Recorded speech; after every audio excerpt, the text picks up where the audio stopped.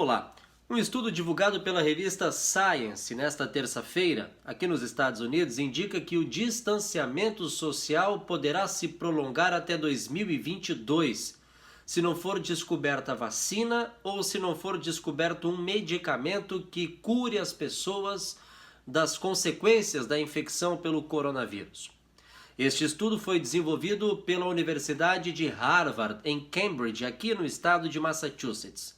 Segundo o Dr. Mark Lipstich, que liderou a pesquisa, não existe eficiência em distanciamento intermitente, ou seja, distancia agora, para depois, distancia de novo, enfim.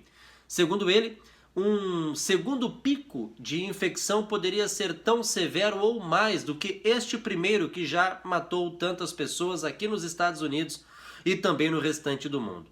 Aliás, em relação ao desenvolvimento de pesquisas para a vacina, a Organização Mundial da Saúde divulgou ontem que no mundo há pelo menos 70 pesquisas em andamento. Quais estariam à frente? A primeira delas, do laboratório CanSino Biologics de Hong Kong. Depois, o Instituto de Biotecnologia de Pequim, na China, que também estaria com estudos muito avançados, já iniciando a fase de testes em humanos. Aqui dos Estados Unidos, outros 2 laboratórios também estão desenvolvendo a vacina e já a passos largos.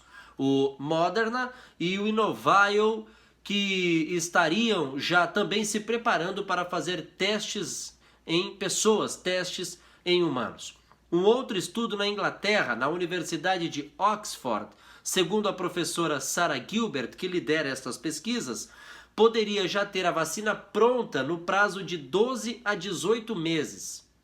Segundo a professora, é possível que ainda em setembro deste ano, se os testes forem positivos, a vacina já poderia estar disponível. Ainda em relação aos Estados Unidos, na entrevista concedida ontem, o presidente Donald Trump responsabilizou mais uma vez a Organização Mundial da Saúde pela má administração severa dos casos de coronavírus no mundo. Ele reporta à OMS a responsabilidade pelas consequências dramáticas desta infecção, principalmente em solo americano.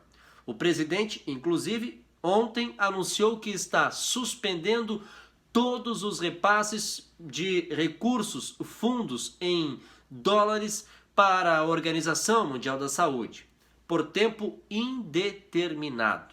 Aliás, na entrevista coletiva, o presidente lembrou de um mês atrás, quando iniciou a pandemia, ainda sem chegar ao pico, mas disse que já havia recebido da sua equipe de especialistas a informação de que os danos seriam dramáticos e trágicos.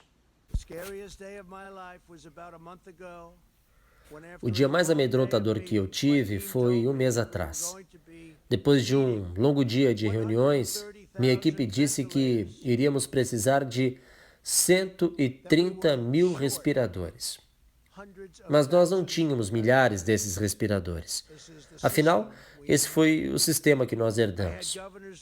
Ao mesmo tempo, muitos governadores estavam pedindo ajuda ao governo federal. Os estados não estavam preparados e sabiam que as pessoas iriam precisar dessas máquinas, mas que não teriam, e as pessoas iriam morrer. Foi o que me disseram. Eu vi médicos em outros países tomarem a decisão de quem iria usar os aparelhos. Os médicos estavam na posição de dizer que a única solução era a morte. E aqui nos Estados Unidos, nós não poderíamos impedir os americanos de morrer porque não havia respiradores suficientes. Mas eles iriam precisar desses equipamentos imediatamente. Eu pedi então à minha equipe para revirar o mundo de baixo para cima e ter a certeza absoluta de que isso então não iria acontecer. Lembrando que os Estados Unidos fecharam a terça-feira com mais de 650 mil casos positivos de coronavírus, o que corresponde a mais de 30% de toda a infecção mundial. Apenas ontem foram mais de 2.200 mortes em solo americano elevando ao total de 26 mil vítimas fatais, números que fecharam a terça-feira por aqui. Dos Estados Unidos, Charles Carnin.